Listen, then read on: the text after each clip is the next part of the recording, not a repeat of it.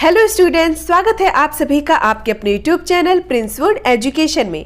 आज की क्लास में हम आपको पेडागॉजी ऑफ मैथमेटिक्स का चैप्टर फर्स्ट गणित का इतिहास एवं महान गणितज्ञ के कुछ इंपॉर्टेंट क्वेश्चंस कराएंगे। ठीक है, स्टार्ट करते हैं। पहला क्वेश्चन है, भारतीय गणित का शुभारंभ किस वेद से होता है? जो भारतीय गणित है उसका शुभारंभ, इसकी जो स्टार्टिंग है वो किस वेद से होती है? ऋग्वेद से। ऋग्वेद से ही जो भारतीय गणित है उसका शुभारंभ होता है। ठीक है, नेक्स्ट क्वेश्चन है, गणित शब्द का शाब्दिक अर्थ क्या है? गणित शब्द का शाब्दिक अर्थ क्या है? वह शास्त्र जिसमें गणना की प्रधानता हो। तो गणित शब्द का शाब्दिक अर्थ क्या है? वह शास्त्र जिसमें गणना की प्रधानता हो। नेक्स्ट क्वेश्चन है, किस शताब्दी तक भारत गणित के क्षेत्र में विश्व का ज्ञान गुरु था? तो ऐसी कौन सी शताब्दी थी जिस टाइम भारत जो था वो गणित के क्षेत्र में विश्व का ज्ञान गुरु था? 12वीं शताब्दी। 12वीं शताब्दी तक भारत जो था वो गणित के क्षेत्र में अव्वल था।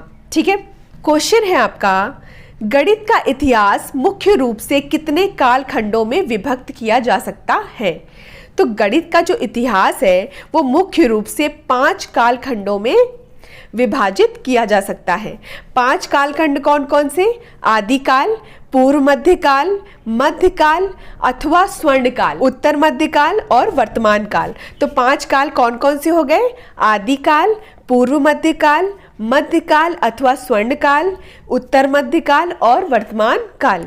आदिकाल की जो समय सीमा है वो 500 ईसा पूर्व तक है। ठीक है, उसको 2 भागों में विभाजित किया गया है, वैदिक काल और उत्तर वैदिक काल। तो गणित का जो इतिहास है वो मुख्य रूप से 5 कालखंडों में विभक्त किया गया है, आदिकाल, पूर्व मध्यकाल, मध्यकाल अथवा स्वर्णकाल, उत्तर मध्यकाल और वर्तमान काल। और आदिकाल को 2 भागों में विभाजित किया गया है, वैदिक काल और उत्तर वैदिक काल। ठीक है, नेक्स्ट क्वेश्चन है, आदिकाल में गणित का क्या स्थान था? आदिकाल में भारतीय गणित के इतिहास में अत्यंत महत्वपूर्ण है। आदिकाल जो है वो भारतीय गणित के इतिहास में अत्यंत महत्वपूर्ण है। इस काल में अंक गणित, बीज गणित, रेखा गणित को विधिवत एवं दृढ़ता पूर्वक स्थापित किया जा चुका था। मतलब जो आदिकाल था उसमें अंक गणित, बीज गणित और रेखा गणित को विधिवत रूप से स्थापित किया जा सका था। ठीक है, नेक्स्ट क्वेश्चन है, संख्याओं और दार्शनिक प्रणाली का स्पष्ट उल्लेख किसमें मिलता है? संख्याओं और दार्शनिक प्रणाली का जो स्पष्ट उल्लेख है वो वेदों में मिलता है। वेदों में किसका किसका उल्लेख मिलता है? संख्याओं और दार्शनिक प्रणाली का। ठीक है, क्वेश्चन है आपका, गणित के क्षेत्र में भारत की अभूतपूर्व देन क्या है? गणित के क्षेत्र में भारत की ओर से अभूतपूर्व देन क्या है? शून्य और दार्शनिक स्थान मान पद्धति। 2 चीजें बहुत मुख्य हैं। कौन सी? एक तो भारत की देन शून्य है और कौन सी देन है? दार्शनिक स्थान मान पद्धति। नेक्स्ट क्वेश्चन है, ऋग्वेद की एक ऋचा में दार्शनिक प्रणाली का उदाहरण दिया गया है, वह क्या है? ठीक है, ऋग्वेद में सबसे पहली बात क्या हुई कि दार्शनिक प्रणाली का जो उदाहरण है वो किस में दिया गया है? ऋग्वेद में दिया गया है। और वह क्या है? इसमें द्वादश अर्थात 12, त्रीणि अर्थात 3, त्रिशत अर्थात 300, षष्ठी अर्थात 60 संख्याओं का प्रयोग जो है वो दार्शनिक प्रणाली का स्पष्ट उदाहरण है। तो अगर क्वेश्चन आ जाए कि दार्शनिक प्रणाली का जो स्पष्ट उदाहरण है वो किस वेद में दे रखा है? ऋग्वेद में। अगर ऑप्शन में ऋग्वेद नहीं होगा तो वेद होगा।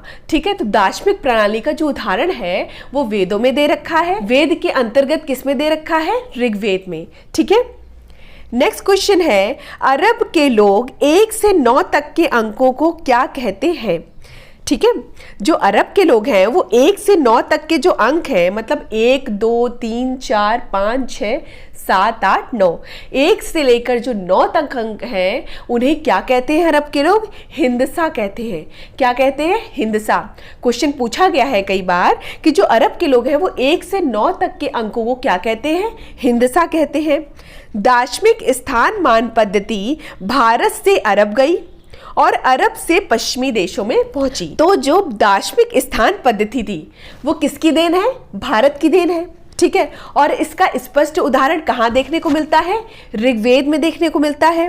और दार्शनिक स्थान पद्धति सबसे पहले भारत में विकसित हुई और भारत से अरब में गई और अरब से पश्चिमी देशों में गई, ठीक है। क्वेश्चन है, वैदिक काल की समय सीमा क्या है? वैदिक काल की समय सीमा क्या है? 1000 ईसा पूर्व तक है, ठीक है।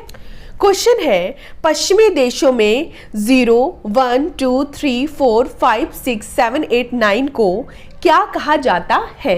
पश्चिमी देशों में 0, 1, 2, 3, 4, 5, 6, 7, 8, 9 को क्या कहा जाता है? Hindu Arabic numerals. क्या कहा जाता है पश्चिमी देशों में? हिंदू अरबिक न्यूमरल्स, ठीक है। क्वेश्चन है, उत्तर वैदिक काल की समय सीमा क्या है और यह कितने कालों में विभाजित था? तो जो उत्तर वैदिक काल है उसकी समय सीमा 1000 ईसा पूर्व से लेकर 500 ईसा पूर्व तक है। उत्तर वैदिक काल जो था वो 1000 ईसा पूर्व से 500 ईसा पूर्व तक था और उत्तर वैदिक काल को 2 कालों में विभाजित किया गया है, शुल्व एवं वेदांग ज्योतिष काल और सूर्य प्रगाप्ति काल, ठीक है। तो जो उत्तर वैदिक काल है वो 1000 ईसा पूर्व से 500 ईसा पूर्व तक है और उत्तर वैदिक काल को 2 कालों में विभाजित किया गया है, शुल्व एवं वेदांग ज्योतिष काल, सूर्य प्रज्ञाप्ति काल, ठीक है। क्वेश्चन है आपका, शुल्व क्या होती थी? ठीक है, शुल्व क्या होती थी? शुल्व वह रज्जु मतलब क्या हुआ? रस्सी होती थी जो वेदी बनाने के लिए माप में काम आती थी। तो शुल्व क्या होती थी? शुल्व वह रज्जु होती थी जो वेदी बनाने के लिए माप में काम आती थी। नेक्स्ट क्वेश्चन है, शुल्व सूत्रों में किसके सूत्रों का विकास उपलब्ध है? शुल्व सूत्रों में रेखा गणित सूत्रों का विकास उपलब्ध है। नेक्स्ट क्वेश्चन है, शुल्व सूत्रों में 3 सूत्रकारों के नाम हैं, उनके नाम क्या क्या हैं? शुल्व सूत्र जो है उसमें 3 सूत्रकारों के नाम हैं और वो नाम क्या क्या हैं? बोधायन, आपस्तंभ और कात्यायन। शुल्व सूत्र में 3 सूत्रकार के नाम हैं, बोधायन, आपस्तंभ और कात्यायन। इसके अतिरिक्त मैत्रायन, वाराह, मानव एवं बाधुल भी सूत्रकार हैं। नेक्स्ट क्वेश्चन है, बोधायन ने किस प्रमेय का उल्लेख किया? बोधायन ने शुल्व सूत्र का एक उदाहरण प्रस्तुत किया जिसे आज पाइथागोरस प्रमेय के नाम से जाना जाता है। मतलब जो पाइथागोरस प्रमेय थी उसका विकास बोधायन ने पहले ही कर दिया था, लेकिन पाइथागोरस प्रमेय है उसका उदाहरण सहित जो उल्लेख है वो किसने किया है? पाइथागोरस ने किया है, ठीक है। लेकिन जो पाइथागोरस प्रमेय थी वो पहले ही विकसित की जा चुकी थी, ठीक है। क्वेश्चन है, पाइथागोरस प्रमेय क्या है? कर्ण पर बना क्षेत्र आधार तथा लंब पर बने वर्ग के योग के बराबर होता है। मतलब कर्ण का स्क्वायर इज इक्वल्स टू लंब का स्क्वायर प्लस आधार का स्क्वायर। तो कर्ण पर बना वर्ग जो है वो आधार और लंब पर बने वर्ग के योग के बराबर होता है। क्वेश्चन है आपका, शुल्व काल को और किस नाम से जानते हैं? तो वेदांग ज्योतिष काल, क्योंकि इस काल में ज्योतिष का भी विकास हुआ था, ठीक है। तो जो शुल्व काल है उसको वेदांग ज्योतिष काल के नाम से भी जानते हैं क्योंकि इस काल में ज्योतिष का भी विकास हुआ था। नेक्स्ट क्वेश्चन है, वेदांग ज्योतिष के अध्ययन से क्या ज्ञात होता है? वेदांग ज्योतिष के अध्ययन से क्या ज्ञात होता है कि उस समय ज्योतिषियों को अंक गणितीय मूल संक्रियाओं, योग, भाग, गुणा आदि का भी ज्ञान था। तो जो अंक गणितीय मूल संक्रियाएं हैं, योग, भाग, गुणा आदि का ज्ञान था, ये किससे ज्ञात होता है? वेदांग ज्योतिष के अध्ययन से ज्ञात होता है कि जो उस समय जो ज्योतिष थे उनको जो संक्रियाएं होती हैं, योग, भाग, गुणा, इन सब का ज्ञान था। नेक्स्ट क्वेश्चन है, जैन धर्म के प्रसिद्ध ग्रंथ कौन से हैं? जैन साहित्यों में तत्कालीन गणित का विस्तृत विवरण उपलब्ध है और इस काल की प्रमुख कृतियां हैं सूर्य प्रगप्ति और चंद्र प्रगप्ति, ठीक है। और ये सूर्य प्रगति काल की प्रमुख कृतियां हैं। सूर्य प्रगति काल की प्रमुख कृतियां कौन कौन सी हैं? सूर्य प्रगति और चंद्र प्रगति। नेक्स्ट क्वेश्चन है, सूर्य प्रगति में किसका उल्लेख मिलता है? सूर्य प्रगति में दीर्घवृत्त का स्पष्ट उल्लेख मिलता है, जिसका अर्थ है दीर्घ पर बना परिवृत्त, जिसे परिमंडल के नाम से भी जाना जाता है।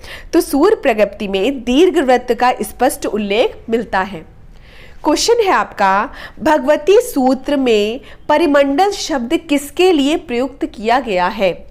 जो भगवती सूत्र है, ठीक है, उसमें परिमंडल शब्द का उपयोग किया गया है। वो किसके लिए किया गया है? दीर्घवृत्त के लिए। किसके लिए किया गया है?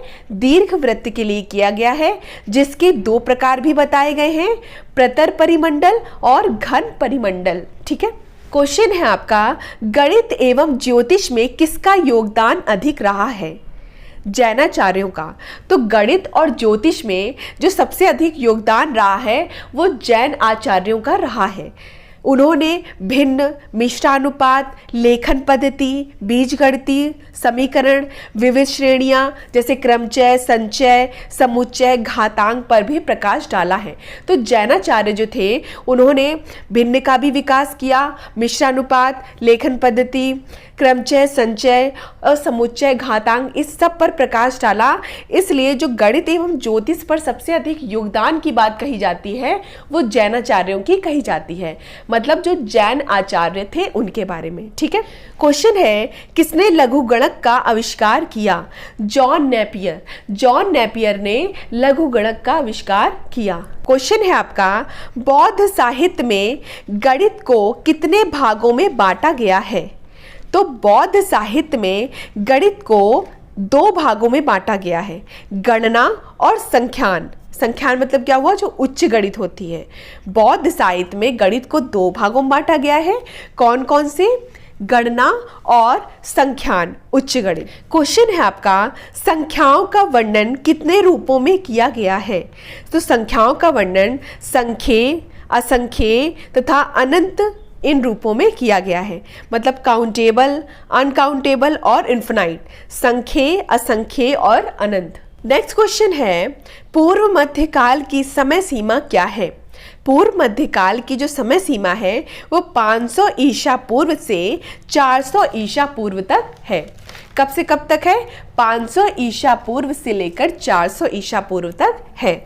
तो आज की क्लास में हमने पेडागॉजी ऑफ मैथमेटिक्स के कुछ इंपॉर्टेंट क्वेश्चंस किए। नेक्स्ट क्लास में हम आपको इसका अगला पार्ट कराएंगे। ठीक है।